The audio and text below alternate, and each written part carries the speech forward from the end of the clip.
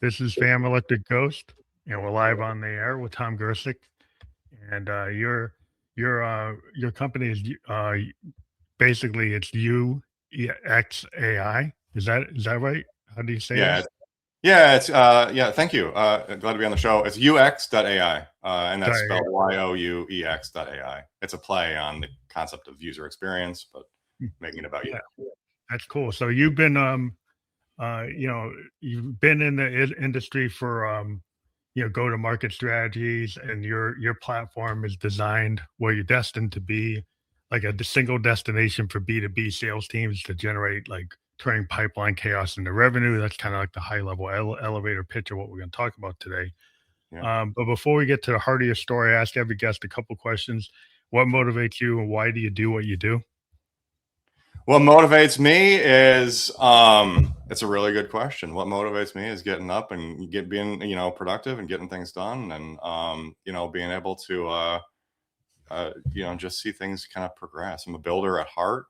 I kind of started my career as a programmer, as an engineer, doing web development back in like 2000, and kind of moved on from there. Built some programs while I was at Salesforce while we were doing product adoption, and then built a sales team at the Altimetric, which is an OpenAI partner, as we were kind of starting to sell AI projects along with OpenAI, and then decided to leave and build a company and build a product. So being able to see that kind of progression of something going from an idea to being available and people using it, that's what gets me excited. Now, you've been involved like at Salesforce and these other companies you talked about. Um, is the idea of AI replacing salespeople, is that overblown, or is it really just a tool? Yeah, I think it's overblown.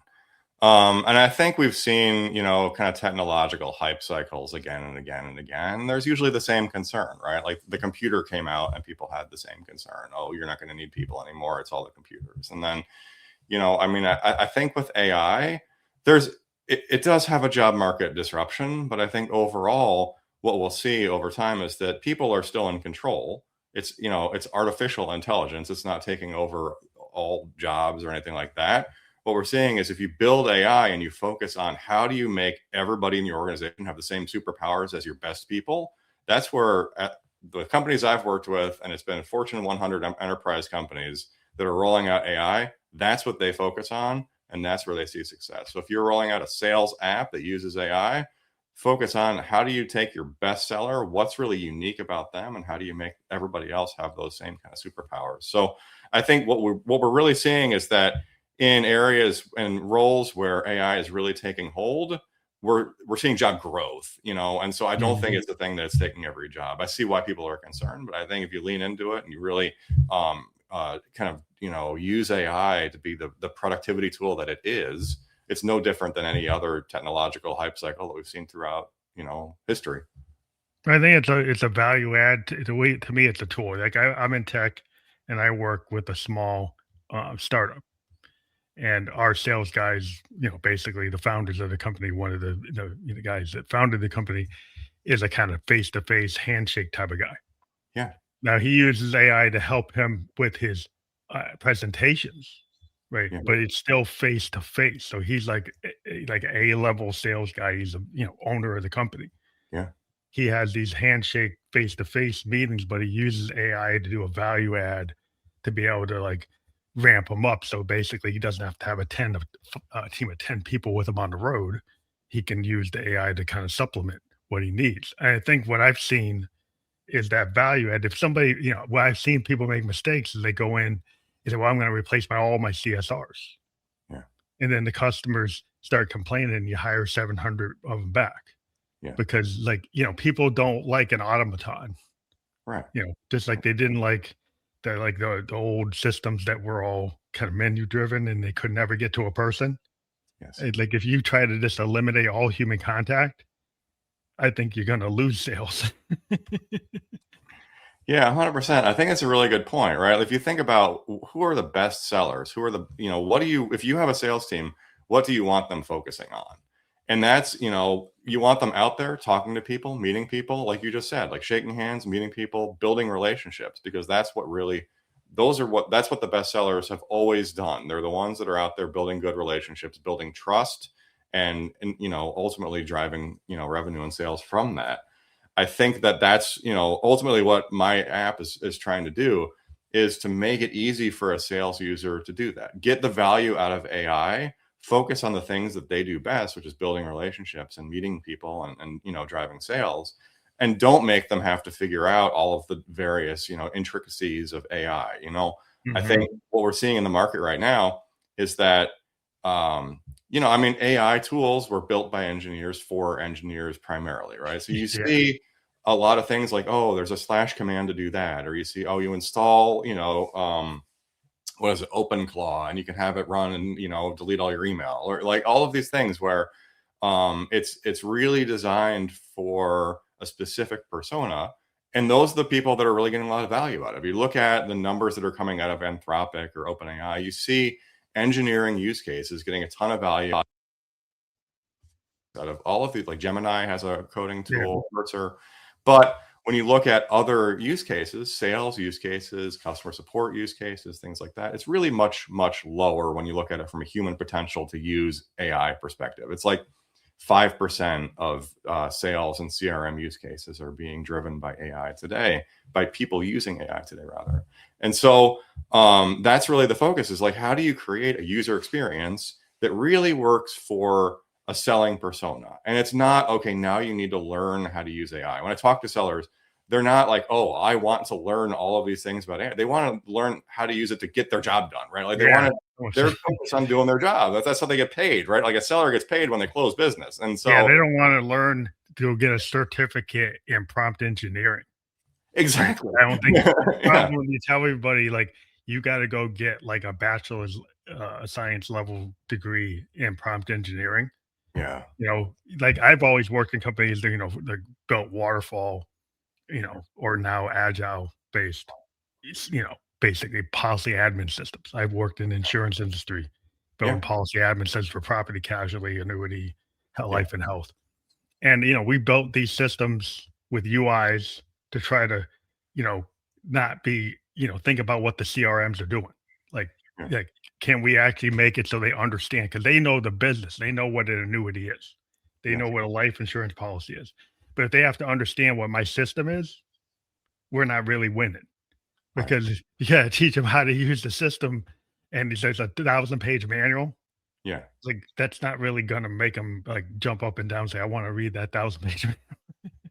No. And you see it on social networks all the time now, like LinkedIn. It's like half the posts are people explaining what different types of agents are and different types of LLMs. And, I think, it doesn't work for every type of, user. I think they're trying to make it fit every use case. Yeah. And I believe there are some use cases like, robotics. AI is designed for robots. Yeah. It's designed to make an actual usable robot. Yeah. In my opinion, it makes a very good robot. It makes a very good automation tool if you know what that flow is supposed to be. Yeah. Right. But the problem I have sometimes with it is if you have a lot of things in business that want repeatable processes that that's predictable. Yeah. And if you have something that every time you run it, it gives you a different answer. Yeah. That's not necessarily going to work for people who want predictable control. No, of course not. So it needs to be governed. You need to, and I think that's one reason too why I think that there's a lot of hype right now about, is software dead? Is subscription software dead because you can just build it yourself? And I don't think that that's the case, because, I think you can build a lot of things yourself, and maybe that does eventually become part of the workflow. But at the same time, everybody loves to build things, and nobody loves to like maintain things or like to patch bugs, and like all of those types of things are the things that, like, if you're building a product, you have to make sure you're doing, and like security patches and making sure you're hitting compliance controls and governing the output of things, and all of those things are difficult and are the things that kind of pull apart what a system can be.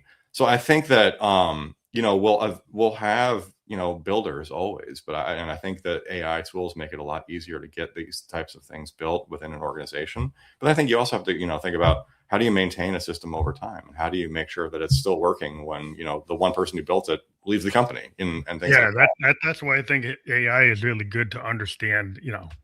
Like if you're thinking about like COBOL programmers, Yeah. nobody's teaching COBOL, No. right? So you got like AI like guys like me. Yeah. We live, being able to survive as consultants because like all these COBOL mainframes are still around. Yeah. And none of the kids today, a lot of them don't know it. Now with AI, some of them can learn it, but then again, when they use it, they don't understand the context. Yeah. So if you don't understand the context, you come in kind of like you're reading the cliff notes, and that might work for 80%, but for the 20% unhappy path, it doesn't work. And then Yeah. you mess up and then you make mistakes. And so that's where I think like you still need human beings that make discernment. Yeah. And I think the discernment part is people always, oh, I can discern everything. But it's not. A human mind is still superior to any machine. Yeah, absolutely. Just because we've designed a user interface that can respond conversationally doesn't mean that it's able to go out there and make the right decisions, or to drive a business, or to be your CEO, or I think user interface, and it's amazing, right? Like it's amazing what you can get done with it.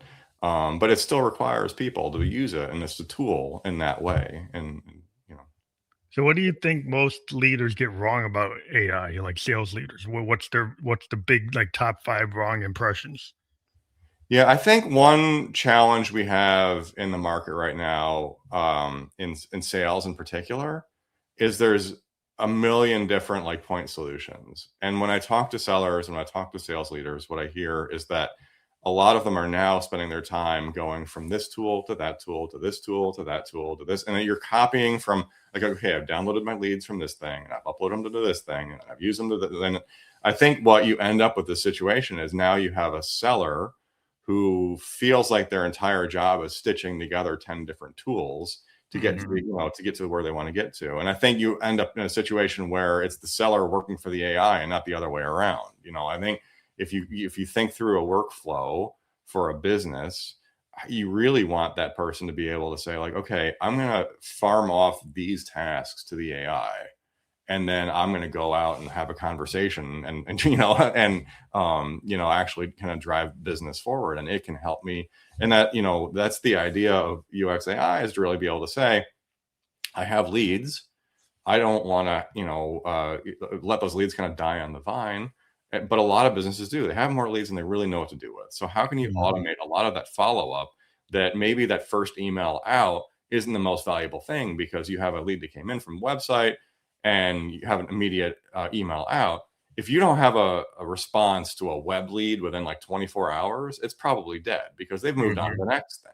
And so if you have an email that's drafted, that's been able to research what that person's looking for, research what might be interesting to them, have that first email say like, hey, I noticed you were recently promoted. That's great. And, this is where we can help you with this product, and I'll offer a discount or something like that to the web lead, so that that next call, when the person gets engaged, is already warm, is already like, hey, great. So you have an intelligent, kind of out there doing that work. So it's not just some kind of like,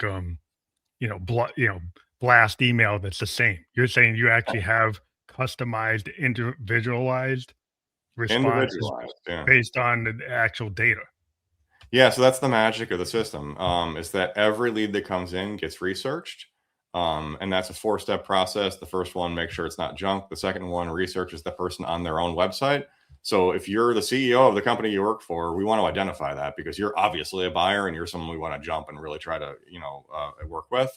The third step is it does a broad research across the internet looking for information about you, and it finds, what are your interests? Are you, and some things are, as a seller, to look for things like, oh, what school did you go to? Or like, maybe we worked for the same company in the past, or if we have a sports team fandom in common, or do we live near each other, or anything like that, that gives you that, and that first thing to talk about. It tries to find things like that. And just like general interest. What do you blog about? What do you talk about generally online? Things like that. And then the fourth is really to do a targeted search of specific websites that might match a company's, ICP, or like what they're really looking for. So as an example, in a healthcare industry, you might be interested in the types of websites that doctors are, commonly found on, or, like physician review boards, things like that.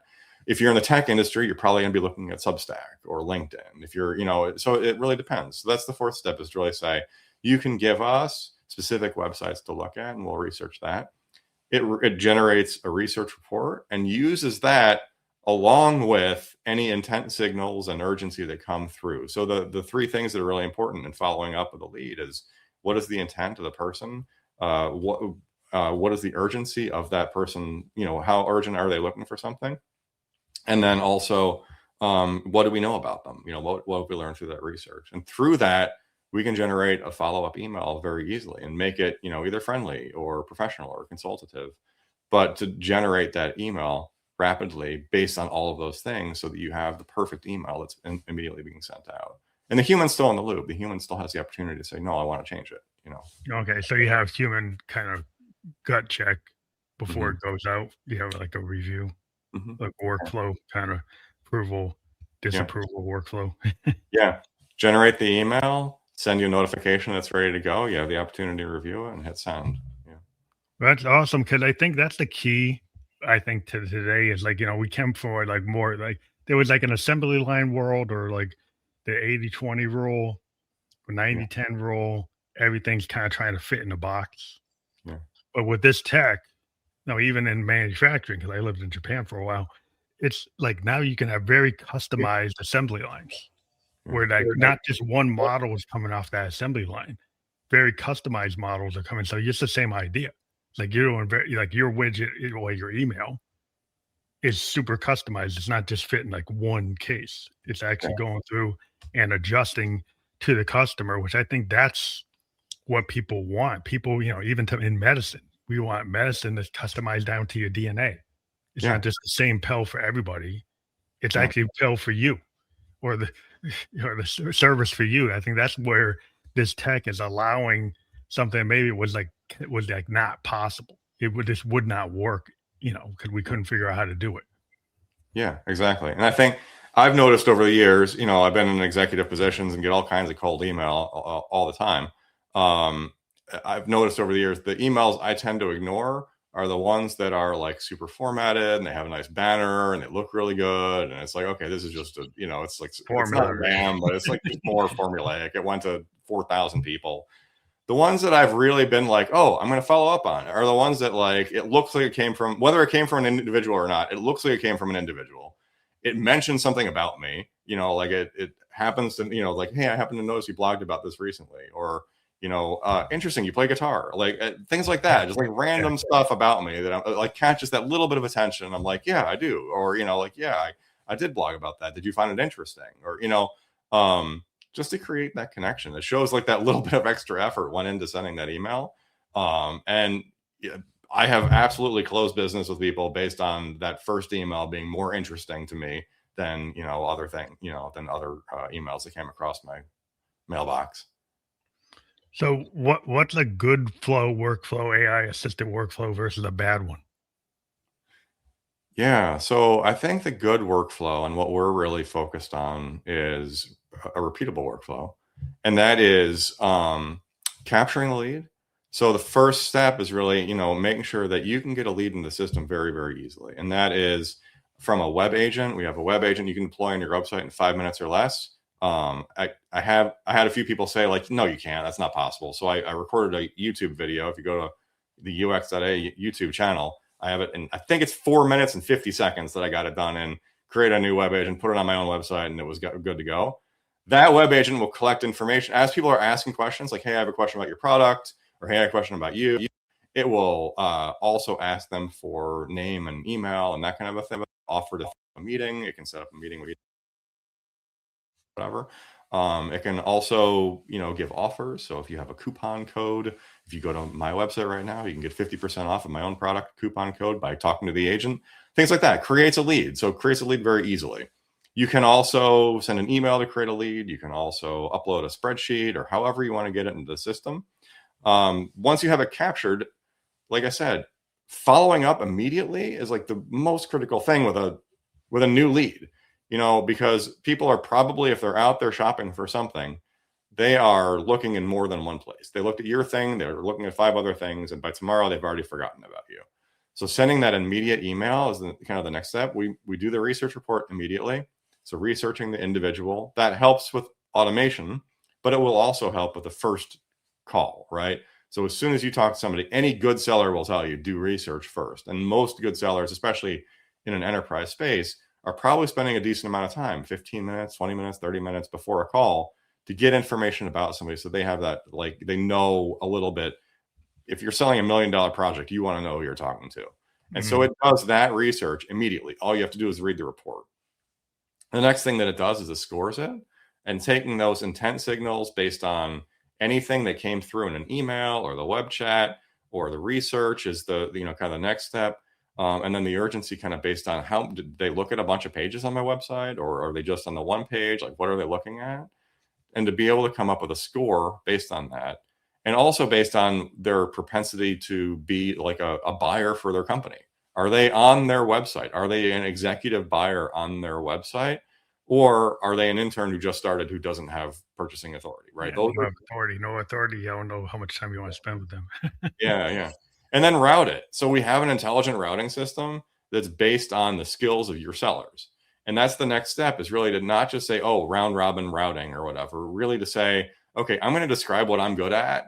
And these are the types of, like, if you have 12 different products, each of your sellers is probably good at like 1 or 2 of those products.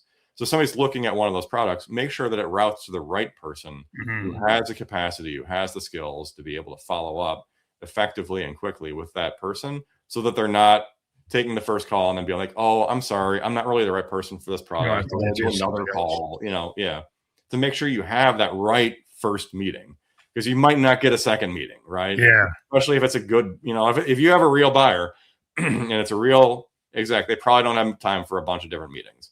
So then once you've routed, draft that for your activities, and then also make suggestions for, follow-up so that you don't forget about it. The real theory here is that I think there's a lot of tools out on the market that are designed to generate new leads. And I think that is somewhat of a commodity at this point. Getting new leads is easy. You can buy 1,000 emails easily. You could go to a conference, like a tech conference or an industry conference or whatever, and meet people and generate leads. Getting leads in the system is mostly a commodity at this point. Following up on them, doing something with them, I think is where companies are not really good at. They're good at selling once they have a hot opportunity. But really, there's the space between I got leads and I've got an opportunity to sell, that I think there's a real gap that we're trying to fill. And I think it's an area that you can use a lot of automation to kind of plow through a ton of leads and make sure you're surfacing ones that are real and can turn. It's effective, like data mining. Like, you've got this big pool and you probably haven't been very efficient because it's overwhelming, and you haven't, you're giving somebody a great strategy, a tool to actually pull the most out of that resource pool. Like, you've got this big archive or this big set of data, this big data lake. And people, like, they get overwhelmed if you don't have, it's like you got 5 sales guys. How do I discern out of this big data lake what I could actually sell? And and who I can sell to. Like, am I going to be able to actually be efficient at doing that? It sounds like you found a way to be the most efficient that you can be, and I guess you're probably perfecting it every day to make it more efficient. Yeah, absolutely. I think that's one of the nice things about having a product, is you can continue to listen to feedback from customers and make changes and add to it and really make it work for people in new and unique ways. And so that's where we're at. We went live with the product, I think 3 weeks ago now, and already started to bring on new customers, and are really excited to hear feedback and things that we can make improvements on, and continue to evolve the product as well. So yeah, absolutely.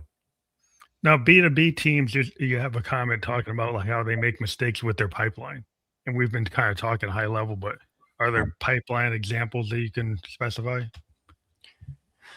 Yeah, absolutely. I think that one of the things that I've seen.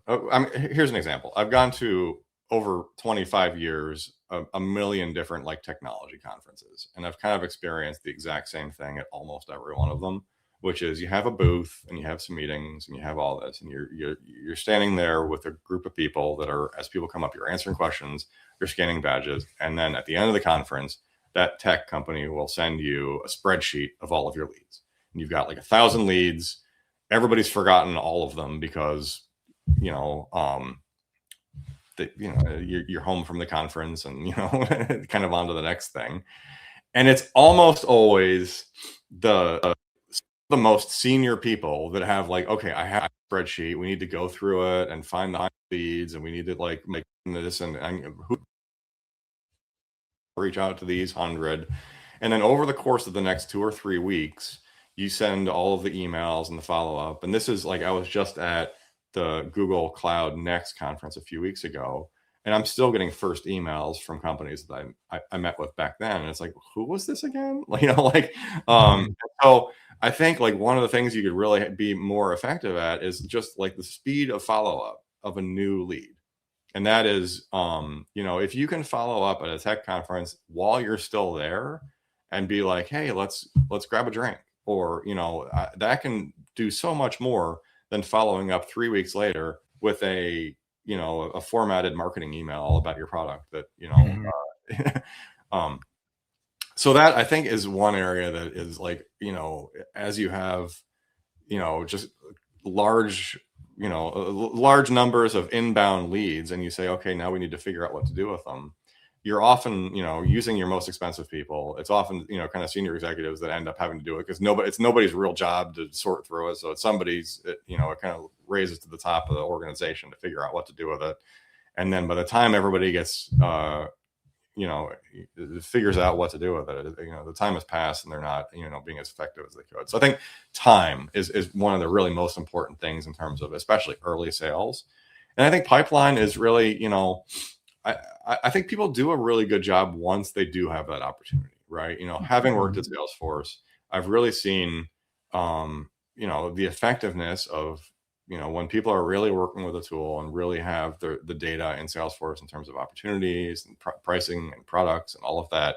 I'm not trying to solve that problem. And that's an area in which we're just integrating with Salesforce. So we'll have an app, or now it's called Agent Exchange, but we'll have an Agent Exchange app.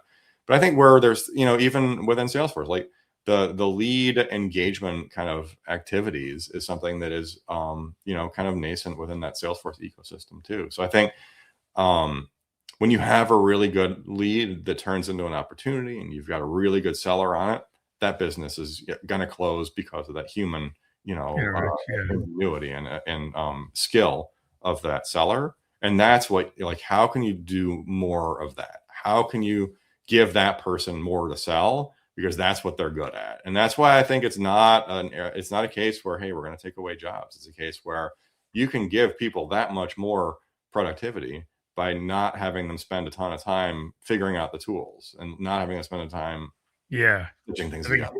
That's the way we were talking at the beginning. Is like everybody thinking they have to go get a bachelor's in AI prompt engineering, when you actually what software companies need to do, like what you're doing, is like, you know, all of the startups I've always worked for, is like make the use case that sells the business case, right?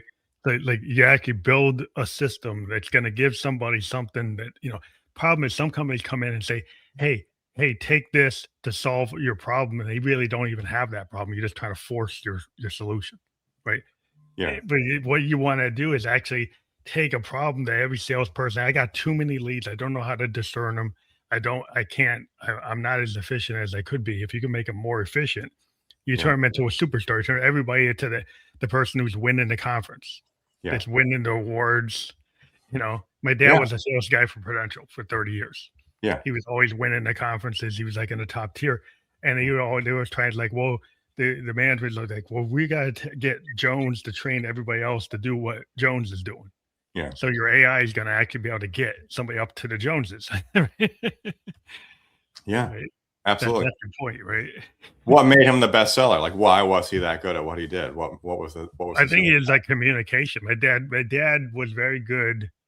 He had like a Rolodex and he had all these contacts, and he spent his whole life nurturing, you know, relationships, Yeah. Like he would go and everybody that got married, everybody that's got kids, everybody's going to college, everybody's getting a house, all their friends, all Yeah. like what church they went to, where they go. He just had all these relationship maps, Yeah. and everything was based on that. Yeah. It wasn't just like, oh, I know this person moved to the next. He continued to, to basically make sure that he nurtured all those relationships. Yeah. And he had cases over years where, he had the grandkids, he had the uncles, he had the nurse, he had all the friends, he had their doctors, their lawyers, whatever. He Yeah. did. It was like building this big cascading relationship map. Yeah. Yeah. That's what a Grace seller is good at. My grandpa was the same thing. He was a field sales, agent. And by the time I was around, he was retired. But I remember walking down the street with him, and like people would come out of the house, be like, "Hey, Ed," like Everybody knows him, yeah. people love. Yeah. Yeah, because if you know everybody, and then people are more likely to let you in Yeah. and then actually talk to you and tell you their story. When Yeah. they tell you your story, you pick up on, oh, they need this, they need that. Yeah. And it's not that you come in just trying to force the sale, you actually listen. Yeah. And then you make intelligent responses to what you heard. Yeah. And that's why I think people have to have listening skills and then storytelling skills Yes. and the discernment to be able to know like when you're coming on too strong or maybe you're not comes on strong enough. Yeah. But and that's a human thing. But your tools that can actually pull, like, okay, get me the leads, and then I still have to use my secret sauce, which is me, Yeah. to actually make the sale. But like, if I can get the right information, that makes me better at making the sale. If you can give me all those details from all the basic algorithm that you're creating, these algorithms are giving you very good data. Yeah. And the better the data, the more likely you're going to win.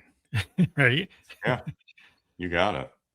Yeah, because that's the way the world is. Like, I'm a musician. You see behind me, I got a lot of synthesizers, but I've been using AI in my workflow along with hardware Yeah. to do things I couldn't do. Like do a what if. It's like I don't have a $30,000, $300,000 Neve soundboard.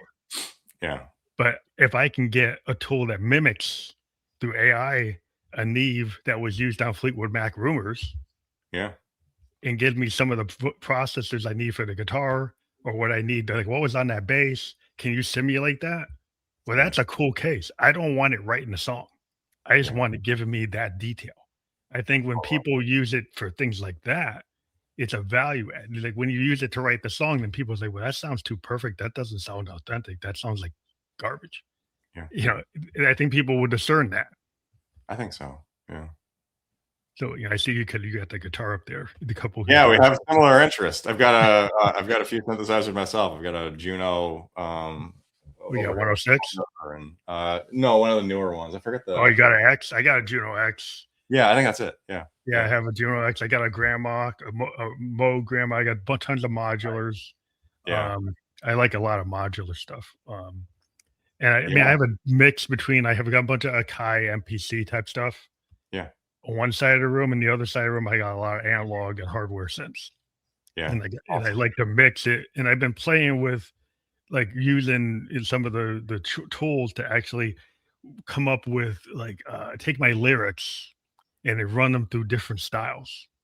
Oh, cool. And actually use my own voice, give it to my own voice, and then tell it to use my voice, and then run through all these variations. Like, what would this sound like if I did this, like this, like this, like that?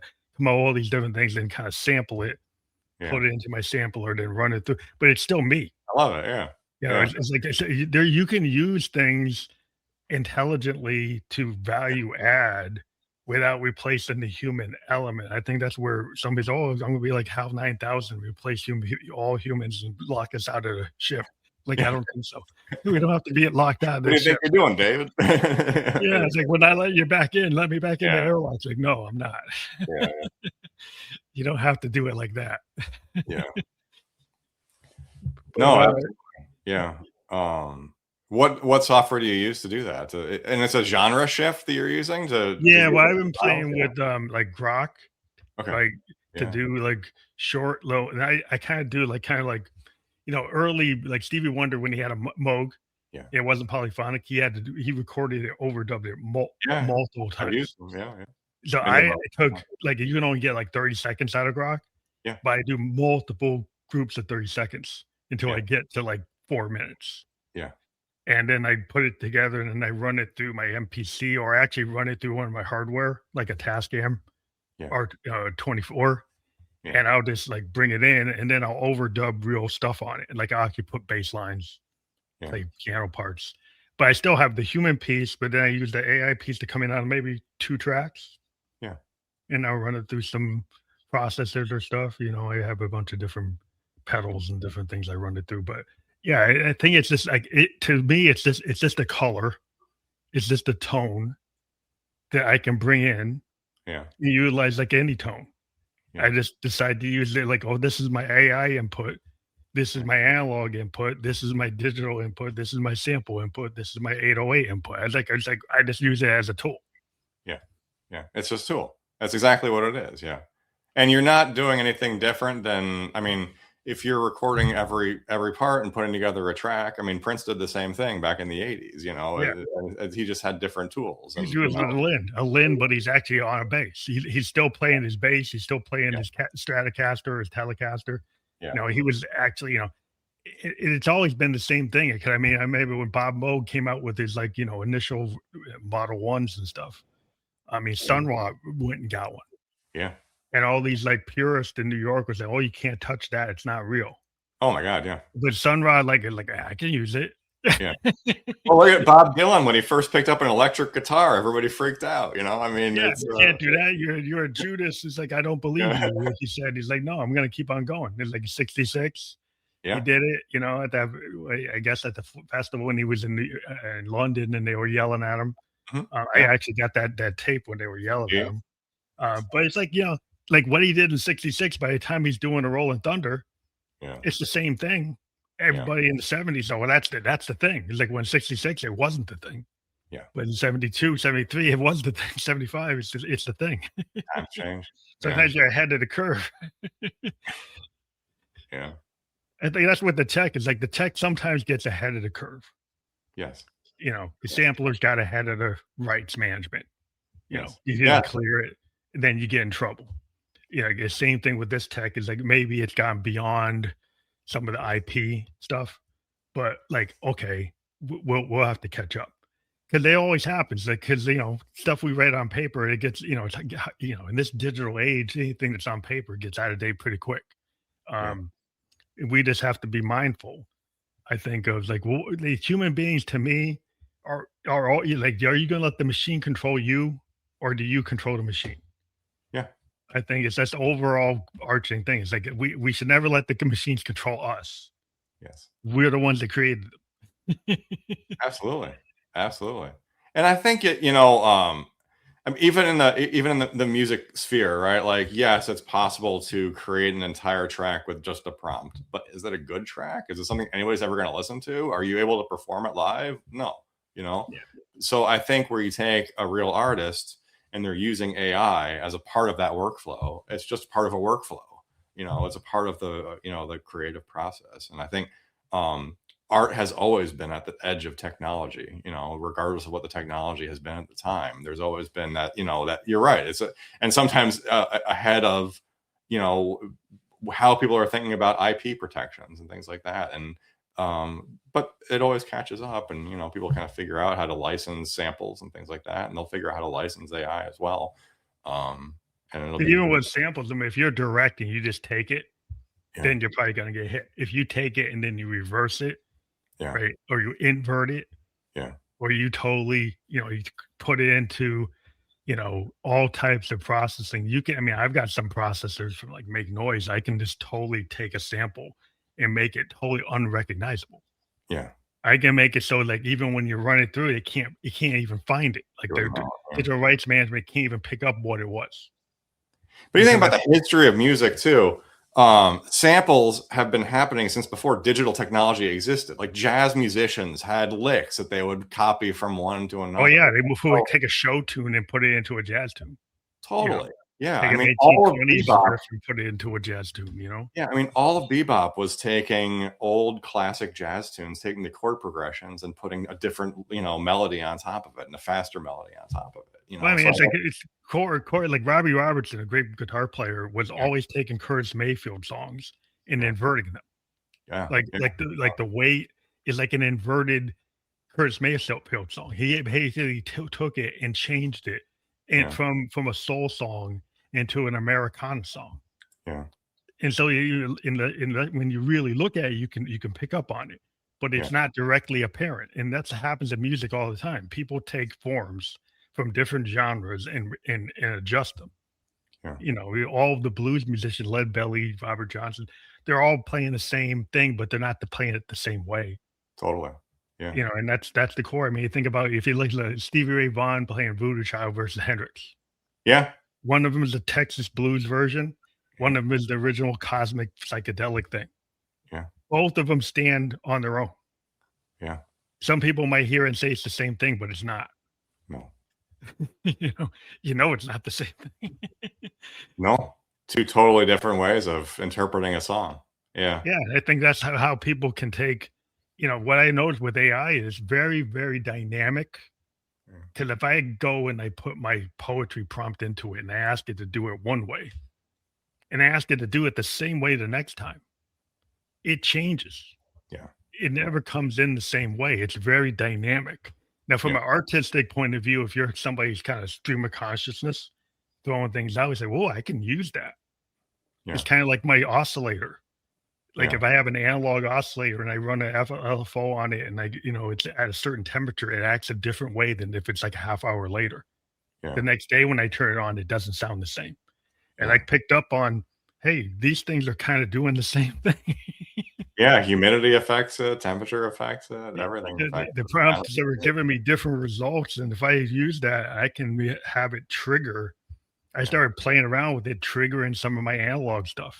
yeah, So it's like you can use it very creatively if you have a creative intent. If you tend to be a guy, I'm just going to cut and paste clone, yeah, then garbage in, garbage out. That's the general rule.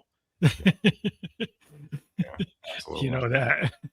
Yeah, But like you said, engineers can get a lot out of AI, maybe more than the average person.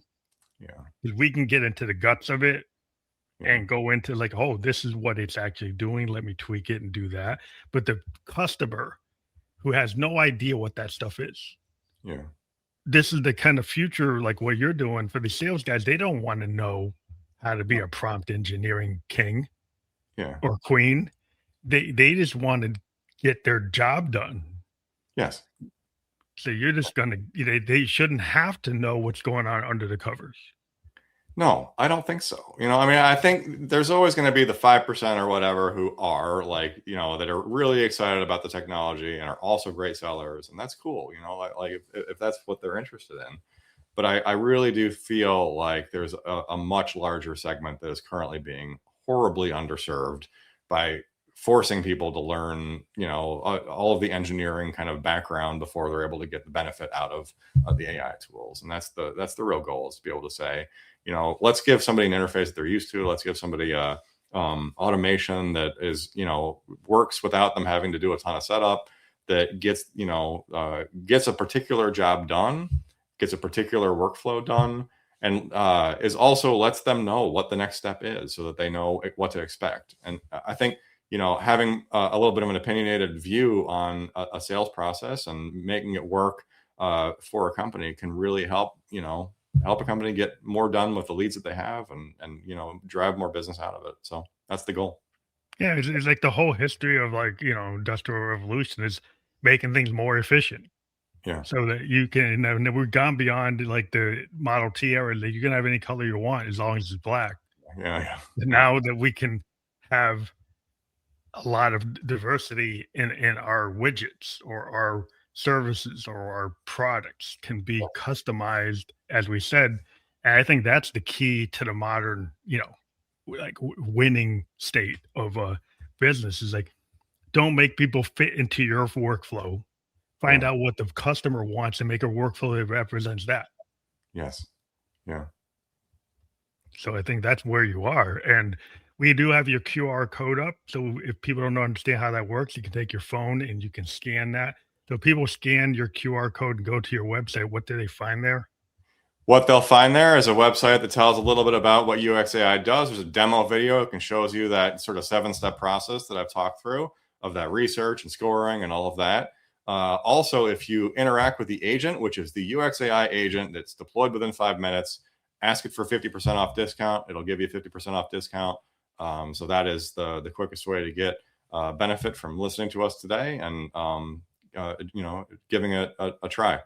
Free trial, this 2-week trial. If you need more than that, just let me know. And I'm more than happy to chat with anybody too. So the best way to get in touch with me, same way, go to YouEx.ai, ask the agent and give it your name and email, and I will be rapidly in touch with you because that's what the product does.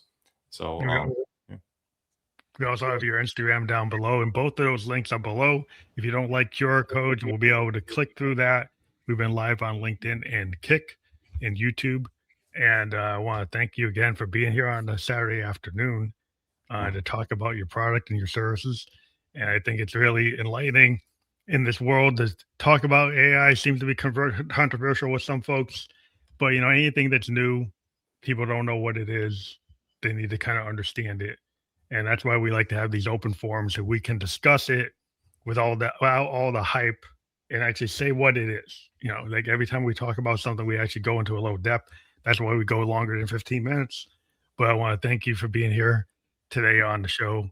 Thank you again for being on the Family Electric Ghost podcast. Thank you so much for having me. Really enjoyed it. Really great conversation. So thank you so much. Thank you.